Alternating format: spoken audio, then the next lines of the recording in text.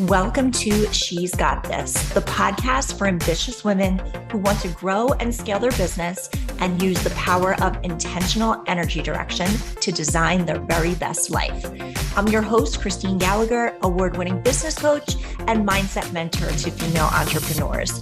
If you're ready to own your brilliance while making bank, step into the absolute best version of you, and become a force for positive change in the world, you're in the right place. Let's do it.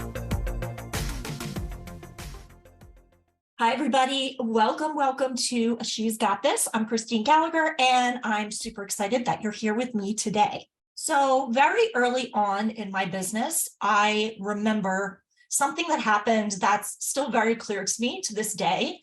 And that was opening up my computer, opening up a Word document, and then putting at the top of the page the word boundaries. And just being very firm with myself about using that Word document to collect all of the places that I felt I had weak boundaries and needed to strengthen them. So at that point, I had realized that this was a thing because of some of the stuff that was going on with my business and particular clients and things getting overstepped and me feeling really not good about certain things. And I realized that I didn't have the greatest boundaries in place. And I really do credit being an entrepreneur for teaching me that for the first time. So on that document were things like, I will no longer accept XYZ excuses. I will no longer accept late payments, XYZ, like anything to do with things that were happening that I felt were overstepping my personal boundaries and getting in the way, not only of me working with my clients, but just how I felt about myself and whether I had like a handle on my business. And later on, I figured out that when you have poor boundaries, it's responsible for a lot of things, but one of the things is codependency. And it's funny because years ago, when I was still in a marriage and knew it wasn't right and was struggling with leaving, this lady who was in a mastermind with me that we were in together with another mentor, she knew what I was going through and she was much more wiser than me. She's been through a lot more life experience than me at this point. And she said to me, after she heard me talking about my stresses about leaving this marriage, "Oh, you should probably go read the book Codependent No More." And I was like, oh. And it turns out that that's a very famous book. And the topic is something that a lot of people deal with, but I hadn't really had that in front of my face until this conversation, but also again, with the things that were going on sort of at the same time in my business. And the reason why the boundaries and codependency can relate, it's if we have gaps in our boundaries, it is like letting life control us, right? And a lot of times we start acting in controlling ways and we start losing our sense of self. And when that happens, which looking back, I feel like that was what was going on with me, particularly with the business stuff, it leads to being anxious and feeling really tied up in issues and problems and feeling like everything's filled with fear and there's a lot of struggle. And when you don't have that good boundary function, it actually puts you in a place of not being present in your life. And when we are in that place, it means we are holding on to fears of the past and also trying to control what happens in the future. And I know that when I do that, I can spend a lot of time in my head sort of agonizing over things rather than being present with doing and with being whatever is in front of me right here, right now. So those earlier experiences really did help shape me around this topic.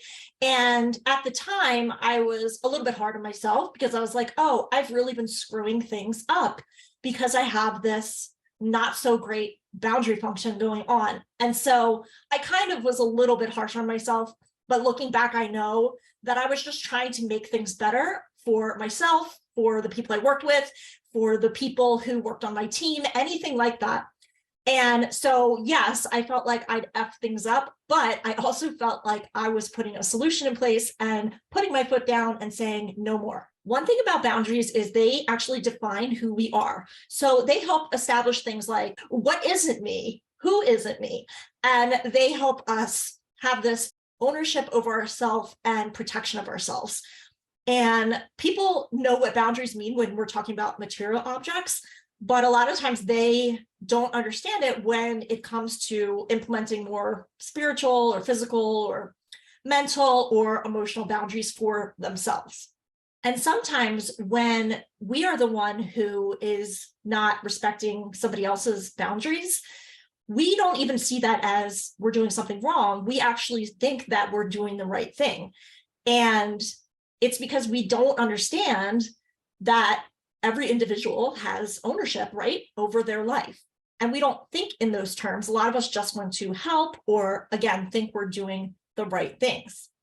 Self-responsibility is about creating and enforcing our own boundaries. And frankly, it's nobody else's job but us. We are the only person who has a responsibility to keep ourselves safe, really. Then when we take on that responsibility, we choose to have relationships with people who add to this positively, right? So if our boundaries are not there, we will continually be like violated, right? And boundaries, really the reason for them is to keep the good in and keep the bad out. And if you think about times when other people have violated you, whether in your business or in personal life, you probably felt pretty crappy. You allowed that to happen because you didn't speak up and assert yourself. And so that right there is a boundary issue. And it's also just a big part of being a business owner who is thriving, because boundaries in your business and with your clients are so important, especially if you have people-pleasing tendencies. And a lot of women, a lot of good-hearted women in business and in life just want to help people, just want to make people feel good, just want to be pleasant, that kind of thing. But this is a different ballgame. And I learned that kind of the hard way, as I mentioned early on as an entrepreneur, until I found out that there was something going on around this thing called boundaries. So when you are strong with your boundaries, you actually end up feeling more empowered because you know that your life's journey is not relying on other people and what they are or aren't doing. And you understand that having those good boundaries is about who you are being in life. So when we take responsibility for those boundaries, we can get through stressful times and challenging times and times where there's disruptions by really just walking in our truth and being direct and honest, and know that these decisions and the implementation of these decisions is what truly creates our life. So a couple of minutes ago, I mentioned a few boundaries that were being crossed for me personally within my business and with clients. And just to make this a little more clear, so you can picture this for yourself, one of the ways that we can get in our own way about boundaries is when we are doing things like having a client on a call that is supposed to be 30 minutes and allowing that call to go over every single time and not saying anything about it. Or, as I mentioned before, having a client who is always late on payments and you're always making special arrangements for them and you're always sort of tolerating it. Another example could be if you have a program that you work with clients in, and there's particular parameters around what people get in that program. Let's say it's a group program, and people are continually trying to push those boundaries, and you're letting it happen. That's another example of having poor boundaries in your business. So I want you to feel even clearer on this and whether this is an issue for you, or maybe you know it's an issue for you and you just want more examples, because I'm going to list out some items on what you can consider a boundary checklist. And in your mind or on your notebook or on your computer or wherever you are, if you can answer yes or no for yourself. And then at the end, you can tally up your number of yeses. And what we're going to do is talk about what this means. So here are some questions to think about for yourself. Do you attract criticism and lack of support? Do you feel on edge and anxious? Do you stress about things that don't go to plan? Do you feel depressed, exhausted, unsupported? Do you have a high tolerance for situations and people where you know that you shouldn't have that high tolerance? Do you tolerate aspects of your life that you know aren't matching your values? Do you obsess about what people have said to you or what people have done to you? Do you find it hard to identify who you are and what you stand for and what you will tolerate and what you won't tolerate? And you find it difficult to really back yourself up with courage and taking action? Do you often check in with other people in relation to what to do? What should I do? Do you have trouble trusting your own judgment? Do you seek approval in order to feel worthy? Do you get easily stressed out if other people don't like you or they criticize you or they somehow express their non-approval of you? Do you dwell on criticisms and also compliments, and those things shape your day and you build your sense of self and how your day is going on those things? Do you tend to put people on pedestals? And the last question here, do you try to control people and situations in order to feel happy and feel safe? And by the way, I did a lot of work on this early on in my business, yes, but I don't want you to think like it's always been perfect since then. I made a lot of progress around that and got a lot better. But when I notice that current day, I have something come up that feels like somebody's crossing my boundary and I'm allowing it, I will tweak whatever that is and make sure that there is some kind of process in place or a conversation happens or something occurs so that I'm clear with the person that this is a boundary for me. And it also helps me to prepare for situations like that if they come up in the future. And because we're talking about this, we have to talk about the fear of saying no to people because most people are scared to say no because they worry about what other people think of them. If we're really honest, the truth of life is that it's not important what other people think of us. It's important what we think of us, what we think of ourselves, because you'll never keep everyone happy. It's just impossible. And I heard this fable at one point about this that really described this well, and I wanted to share it. So it's a fable of the donkey, the old man, the wife, and the child. So these four were traveling through the marketplace, and someone called out, "How stupid to have a donkey and not ride him. Surely the old man could benefit from being on the donkey's back." So when he heard this, the old man got onto the donkey. And then before long, someone else called out, "How selfish of a man to be riding the donkey and letting his wife walk." And so the old man slid off the donkey's back and he helped his wife get on the donkey. A few minutes later, another voice called out, "That poor child, how cruel of his parents to let him walk when he could be riding on the donkey." So then the wife gets off the donkey and places the boy on the donkey's back. And then it wasn't long before someone else called out, "What a spoiled child riding on the donkey while his parents have to walk." And so the parents then took the only option that they could. They got onto the donkey and sat behind their son. And then, of course, not long after that, someone yelled out, "You're being cruel to that donkey. Get the authorities." So the moral to this story is pretty clear. It's about the fact that everyone is going to have a different version of how they see you in the world. So there are healthy ways to say no. And hopefully you can see that this is really important to have these boundaries in place. And you can start practicing how to do this because no doesn't have to feel weird and uncomfortable to say to people. It doesn't have to be disrespectful. And what I have found is when you get good at saying no, it feels really empowering. So I wanted to share with you some examples of how you can say no. And some of them apply to clients and business, and some of them apply to life, and some to both. So here are some other ways to say it. Number one, I'm not comfortable with that.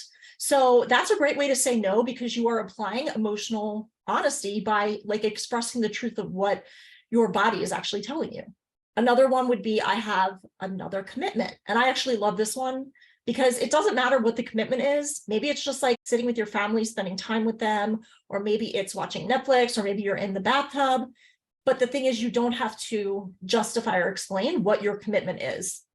And I noticed that this helps to make me have a better view of myself, like healthier self-esteem.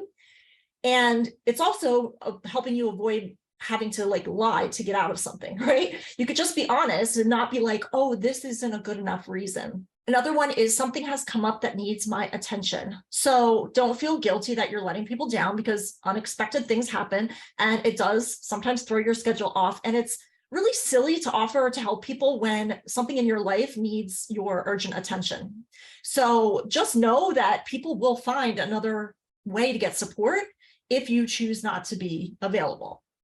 And then another one would be, I'm not qualified for that. So if you don't feel like you have adequate skills, then I have found it's really better to just be real about that and admit your limitations up front. Another one is, I need to focus on myself / my personal life / my career, whichever one applies, because you are so entitled to focus your energy in any area of your life that you wish to and not feel guilty. It's actually healthy to treat your personal time like any other appointment. You block it off, you make sure you create the time, you respect it, you have the space to take it. Another one is, I know you will do a wonderful job yourself. So people often ask for help because they have doubts themselves about what they're able to do. So we can let them know that we have confidence that they can do the thing, right?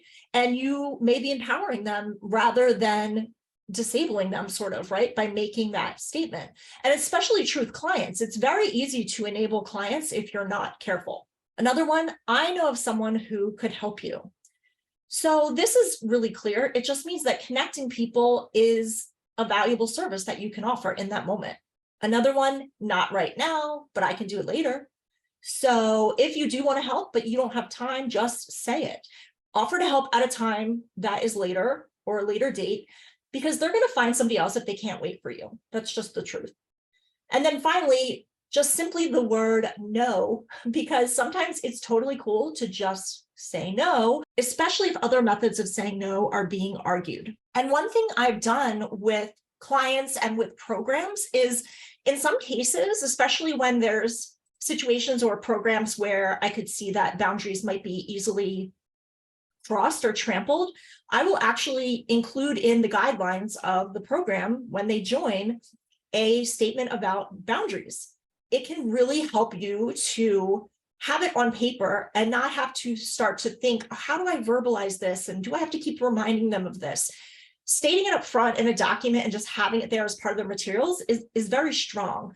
And it's very empowering, and it's not being bitchy, and it's not being rude, and it's not withholding things from people. It's saying, this is what you get in this program.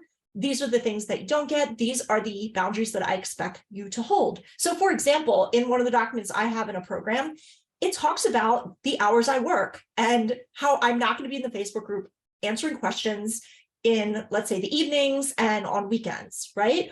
Or I'm not going to be answering the same question asked 10 different ways in one day, things like that. So my style in that case is very firm, but it's also loving, because that's just my personality. So now that we talked about that, I wanted to talk about the actual steps of how to set boundaries. Like, how do you do this? And if you apply these steps consciously, you're going to see positive change, and you're going to really align with yourself and with life. And when you do that, life and others follow. And a lot of times you'll experience like really fast results that you didn't think were possible. So step one is, the painful signal actually occurs. So anytime you feel uncomfortable, you are experiencing usually a boundary violation, and you may think, well, wait a minute, that happens all day, every day. And maybe it does for you, but if you start living consciously instead of unconsciously, then this is going to happen less and less. So it's about becoming aware of your emotions and listening to them if you feel uncomfortable. And when you do feel uncomfortable, just acknowledge that there's something going on within your boundary function that needs your attention in order to change. Step 2 is about taking responsibility and observing and feeling the feeling without reacting. So this is about the creation of the gap in order to not have to revert back to the way you used to react. And this is where you take responsibility for the feeling and you don't make other people or other things responsible for it. So I often use the statement, I bless and accept this feeling. And so I know it's an important feeling that needs my attention. And I know that if I deny that or resist it or project that, I'm just going to end up stuck. And then it's going to keep happening over and over until I get it. So right away, because I am being with myself, I'm actually in control of myself. So I'm not perfect. And the truth is, when I don't use this technique, when I get triggered, things can kind of go sideways. And now I totally know the difference. So when we do accept the feeling fully, we are capable of dealing with the issue in an empowered way, in a mature way, in the present moment, because we are connected to our own power. So then step 3 is decide what your truth is on the matter. So this is where you can be prepared to very clearly, very calmly state your truth, walk your truth. And once we have connected to ourselves this way, we know what we should be doing. So if you are feeling confused and you're not sure what your truth is on the matter, what you can do is detach for a moment and sit there with yourself to get some clarity and ask yourself, what is this about? For example, I feel uncomfortable about doing that. So the answer is no, rather than saying, I can't believe you would expect me to do that. Step 4 is about detaching from the need for anybody to validate your feelings or have to get, quote unquote, where you're coming from.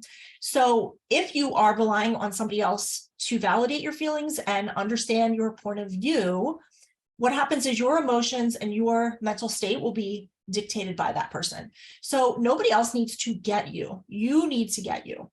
And then step 5, detach from any need for a particular outcome in regard to any person or any situation. So when you drop the control and the forcing of something to turn out a certain way, you are giving life and other people space to match where you are rather than be in resistance to it. So by walking in your truth and staying aligned with your truth in an empowered way and a peaceful way, you will create your true path. And then what you want will unfold no matter what's going on outside of you or what life throws at you. And you won't get hooked up into things that are not your truth and then trying to change them. So this puts you in a state of like personal freedom, and it opens up the space for life to work with you in a congruent way. So if people and situations are not matching your truth, they will either adjust their behavior or they will leave your reality. And what you can be assured of is that your life will fill with the details and the events and the people that are the truth of you. And if you think about it, your life has actually always worked to this formula, whether you're conscious of it or not. You have always been experiencing your version of truth that you have been creating. Thanks so much for listening. If you enjoyed this episode, I would love it if you could leave me a review on iTunes or share it with someone else who would find it helpful. To stay connected with me, please visit shesgotclients.com and sign up for my email list at the bottom of the page. Or feel free to share this episode on your Instagram and tag me at Christine G, and I'll repost you. I would love to share this with as many people as possible. I love you. Until next time, keep shining your light.